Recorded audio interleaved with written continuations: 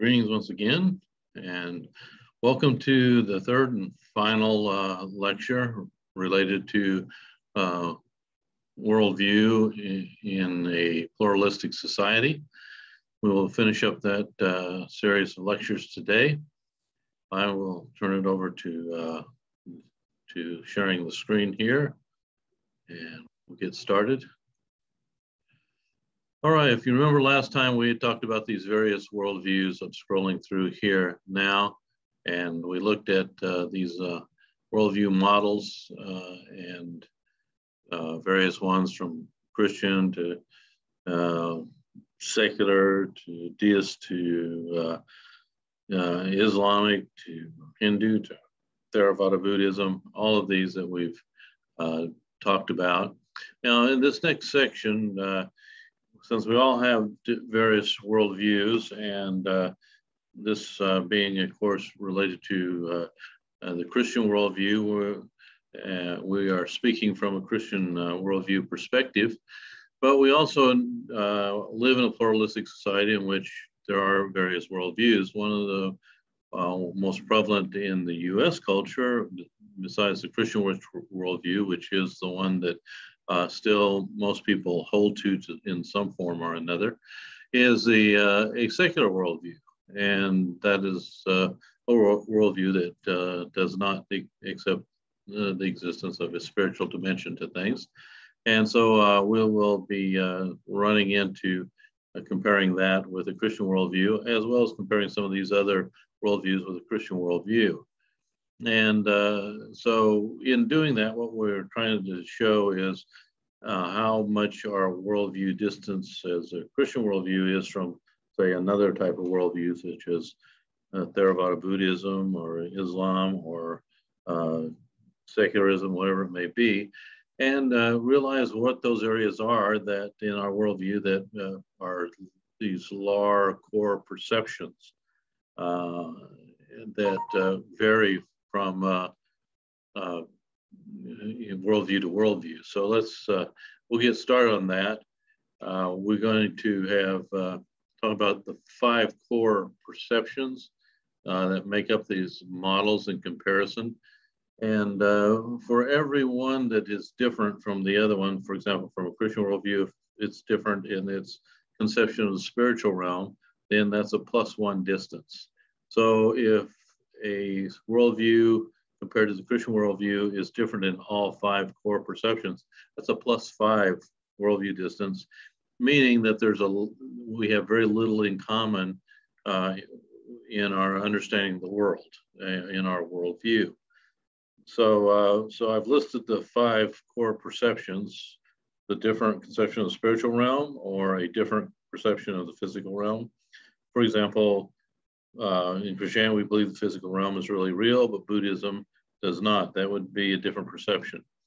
Number 3 there, different conception of life cycle. We believe in linear beginning and an end, but others may not. Different conception of God or the ultimate. In Christian worldview, of course, there is God, spiritual realm. Other worldviews may not have that. And then number 5 there, different relationship with spiritual and final position with God or the ultimate. And again, this gets back to, is there any kind of relationship between the spiritual and physical realm or God and your position with God and all of that. So that's the 5 core perceptions. So if we look at this is the way to view the worldview distance here. You have your worldview and your core perceptions here. And so if the distance between, your worldview as a Christian worldview, let's say, and another worldview, if they vary only on one of those core perceptions, it's only a +1 worldview distance. But if it goes all the way to 5, that's a large worldview distance, which means that there's a lot of things that are not in common with those worldviews. And we'll see that there's some that fall into that category. Others fall in between here as well. So let's do the first one here. Here's the secular worldview and Christianity's worldview, or the Christian worldview. And you can see, like we showed earlier, self-existing impersonal power, but it is a physical world and it is linear. And with the Christian worldview does have a spiritual realm where this one doesn't. There is interaction between the two, which there wouldn't be here because it doesn't exist. And then you have the material realm, which this believes in the material realm as well, and linear history as well. So really in this one, if you were to look up what difference there's a different conception of the spiritual realm. One doesn't have one, this one does.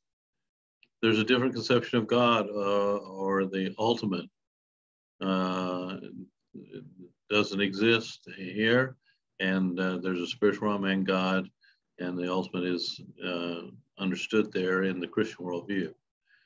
Different relationship with the spiritual and final position with God and the ultimate. There is no relationship, so you don't even have that as you do in the Christian worldview.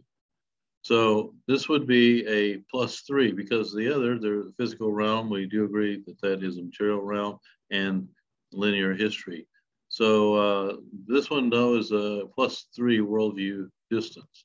So when we talk with each other, if you come from a secular worldview, when we talk about the physical world, we're talking in the same categories basically, and in linear history, although the beginning how it began may be different from the other, and how it will end maybe, but we do believe in linear history. All right, well, so +3 worldview distance. Here's one that core conceptions are quite different. Here you have the Christian worldview, and you have the spiritual realm overlapping with the physical realm and interaction between the two. Material world and linear history. Well, of course, we've talked about Theravada Buddhism before, and that their conception of the world is that it's not real, and they don't have linear history. It's circular through samsara or reincarnation, and only karma. There's no soul, Atman, like in Hinduism, but good or bad deeds go through, and that's where it decides what level you come back at in the next cycle. And so quite different from the Christian worldview. So there's a different conception of the spiritual realm. Really, there is no spiritual realm in Theravada Buddhism. It's all confined into the physical realm, as we would call it, but they would refer to that realm as Maya or illusion. It's only a mental construct. It's different perception of the physical realm, so that's different as well. We think the physical realm is really real. They would not. Different conception of the life cycle, so linear versus circular. A different conception of God or the ultimate. There is no God in Theravada Buddhism, and the ultimate is just to find release from the cycle of reincarnation to nirvana, which means you basically cease to exist. And number 5, different relationship with spiritual and position with God or ultimate. That doesn't exist with Theravada Buddhism. So this is an example of a +5 worldview distance. And so that one is you're thinking in quite different categories with each other.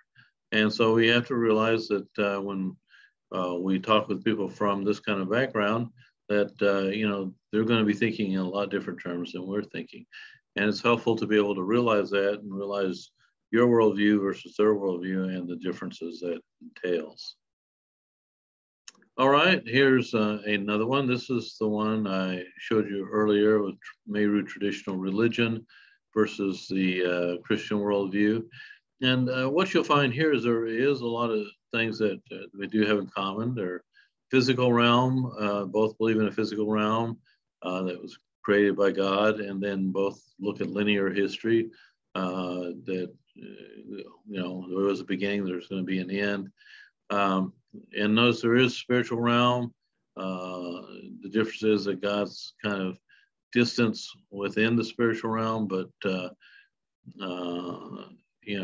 but there is a lot of interaction. But their interaction is mainly with ancestral spirits and evil spirits, as the case may be. That's where most of their interaction is centered. They do believe in God, and God is there and he's distant and he created things, and you can offer sacrifices to him. So you can communicate and he communicates back as well. And there are some differences, but there's quite a bit of similarities.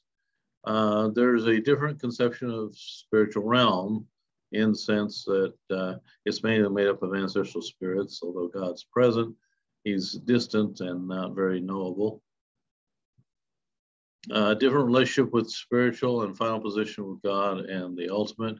In this particular view, you die, you go to be with the ancestral spirit. So the relationship with the spiritual and final position with God is different. And you could have a different conception of God or ultimate, but for the Meru people, the terms they use for God, meaning they would call him Marungu, but he could also be called Muniinya, which is the owner of all strength or the Almighty God. He is the Holy God, Meru and Jeru, which is saying the God of blackness. So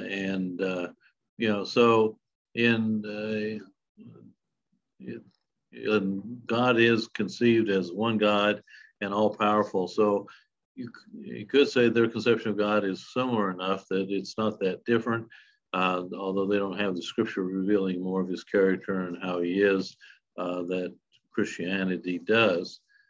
So this one you could add or not into that worldview distance. So I would say generally it's a 2 + 2 worldview distance, and depending on what you do with the conception of God. And what we found is when we were teaching there that when we talked about God, they were thinking about Marungu. They said, yeah, that God in the Bible it sounds like our God, and he has a lot of the same attributes. And so it wasn't difficult for them to pick up the idea that, yeah, we finally know more about the one true God. And so that's why I would generally put it at a +2 worldview distance. All right, here is Islam and Christianity. This is a bit more complex, and it kind of depends on various aspects of the Islam. But if you look at Islam, you can see it does have a spiritual realm, and God is there as well as angels and other beings.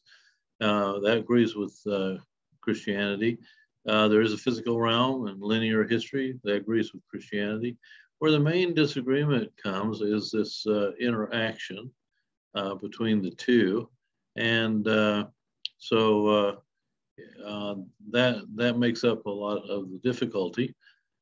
So you have different relationship with the spiritual and final position with God, and the ultimate is definitely a thing, because this relationship of God coming in the flesh as Christ and dying on the cross, that is not there. So you don't have God entering into the world like we see in the New Testament.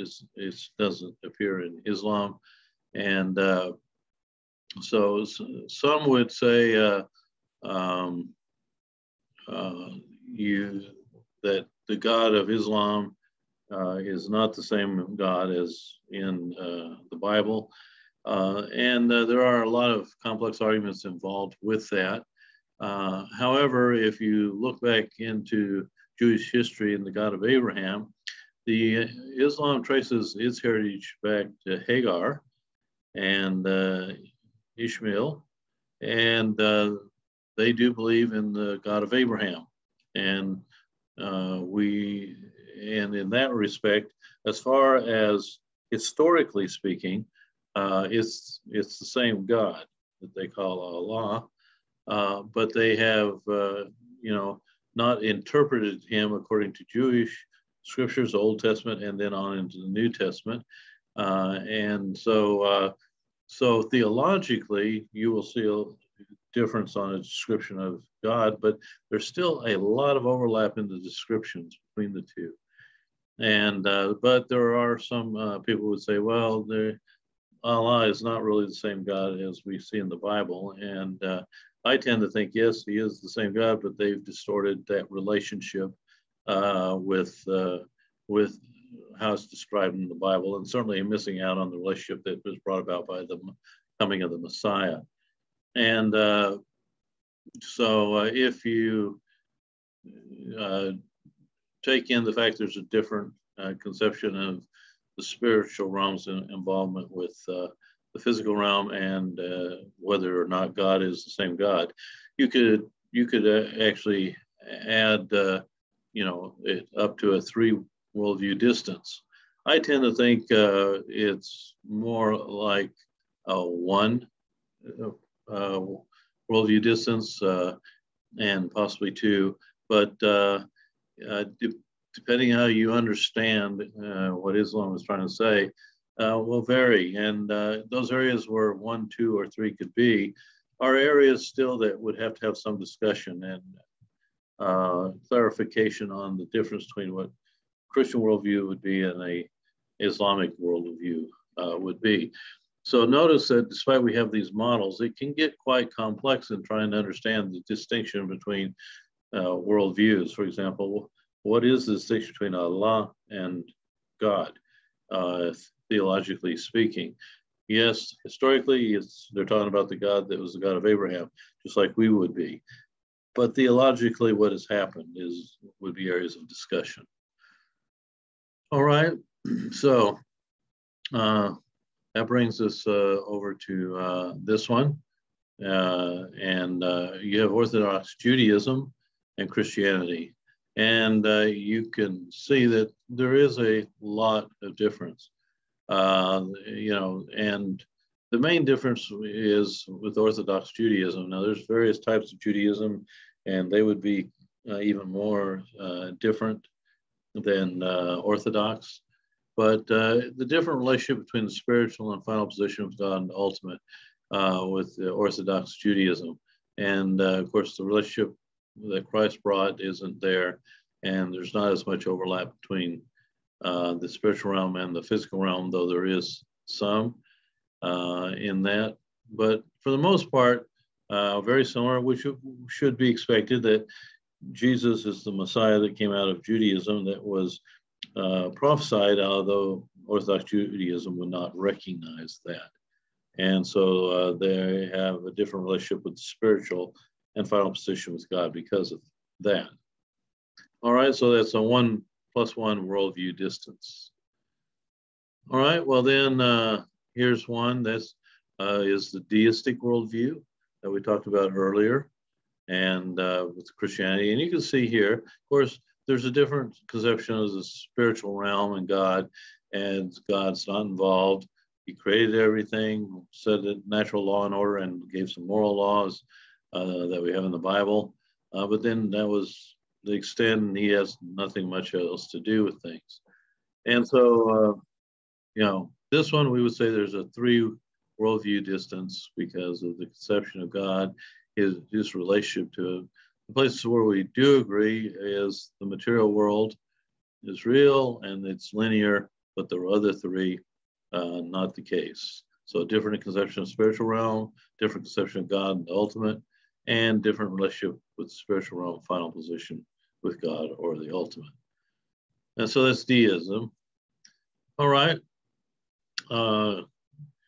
So in the end, as far as Christian thinking and worldview, is the Christian worldview takes a open system or open worldview rather than a closed worldview perspective of reality. And so that means we do believe that humans are both physical and spiritual beings, that there is both physical and spiritual aspects to the world we live in. So physical and spiritual dimensions are a part of our Christian thinking or worldview. There's a concept of objective authority. We believe God's the ultimate authority, and he's communicated his will to us as human beings, and that gives us the guidelines and the way to make moral decisions as whether we're right or wrong, even though we may misunderstand that at times or not follow it at times. And so there is a concept of truth. There is some ultimate truth, even though we may not know it fully.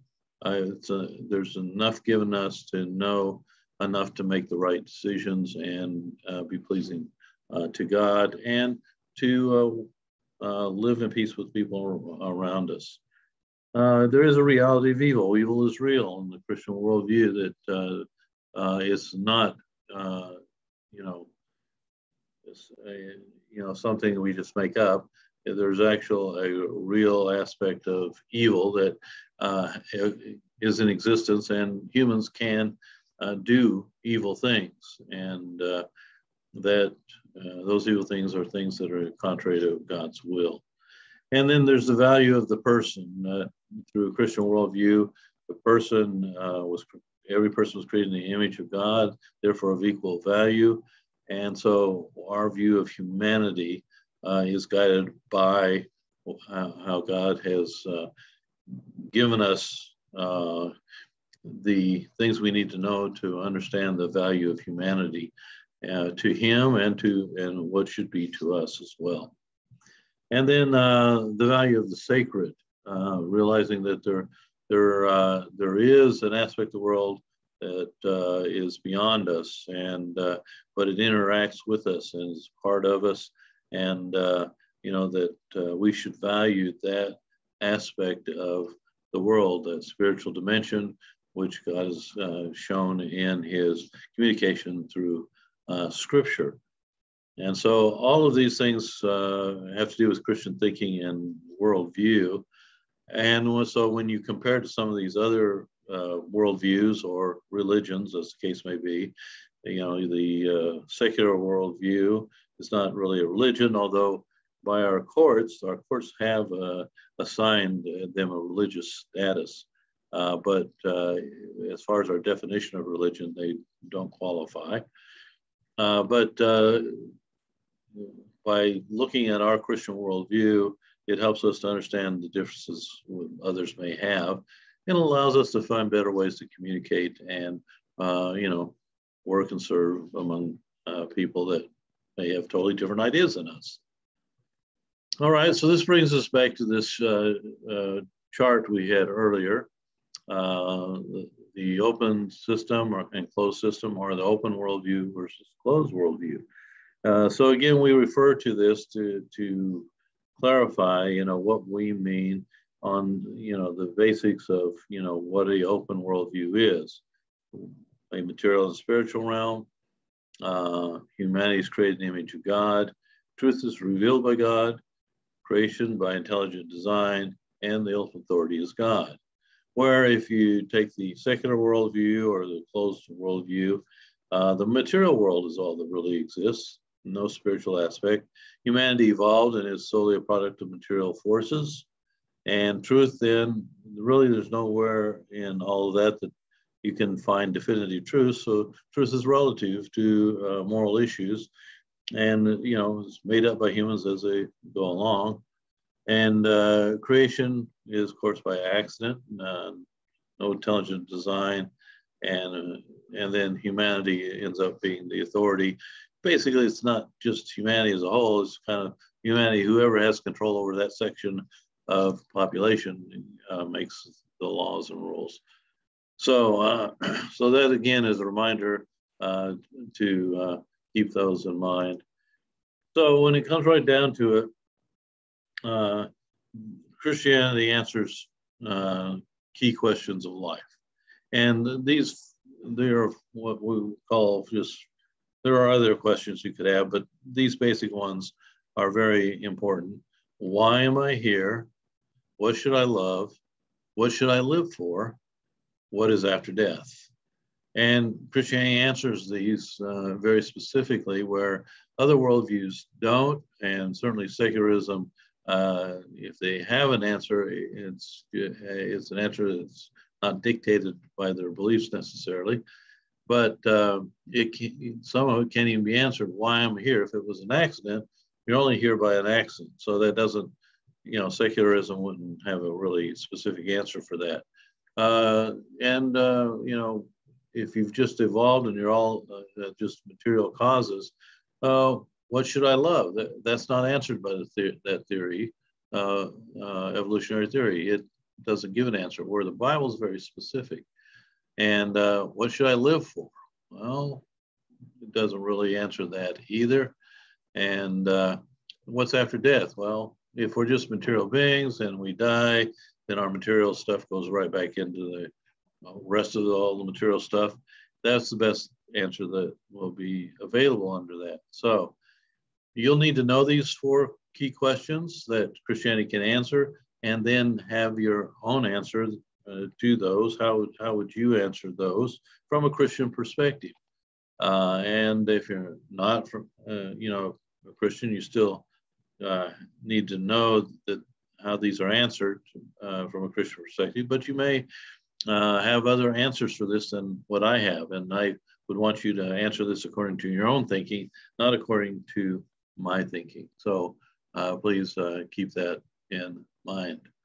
So why am I here? My answer that I have: to live relationally with God and represent his love. That's when I read God's communication to humanity, this is what I think he's saying to me, and I try to live by that as much as possible.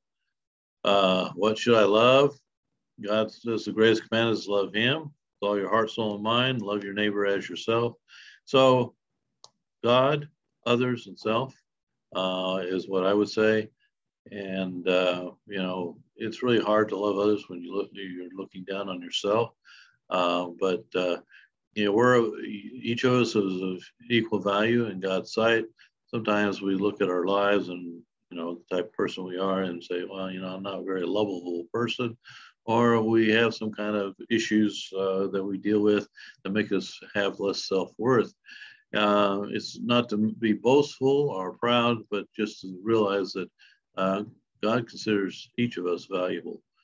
What should I live for is the next one. I put down God's desire, his desires for us, and others' welfare.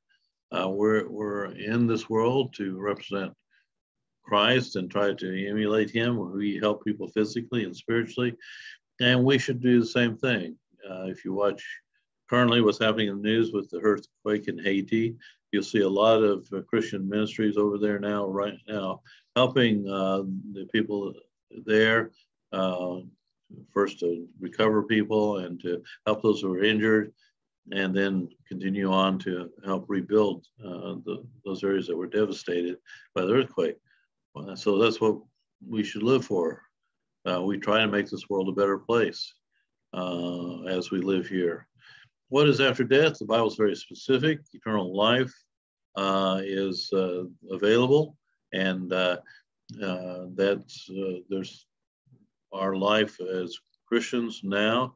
We may die physically, but we live eternally in the presence of God. So I base this on the passages like love the Lord your God with all your heart, soul, and mind, and love your neighbor as yourself. For God so loved the world that he gave his only begotten Son, that whoever believes in him should not perish but have everlasting life. And Jesus saying, I'm the way, the truth, and the life. And then there's Jesus talking about the weightier matters of law, justice, mercy, faithfulness. Those are all aspects that when I think of Christianity's worldview, that should be at the center of it for me. And but all of us have to kind of go through that with our own thinking and our own personal walk with Christ, and answer these questions for yourself. So remember, they will appear on an exam, and you'll want to be able to give me those questions, but also give me your own answers for that. So that brings us to the end of this presentation. And so that's the third of 3 and for the 4th week. And so next week, you'll be heading into the 5th week presentations. So please keep up on your assignments that are on Canvas. in the module section. And I look forward to seeing your discussions online and grading your assignments as they come in. So keep up the good work and see you on the next round of lectures.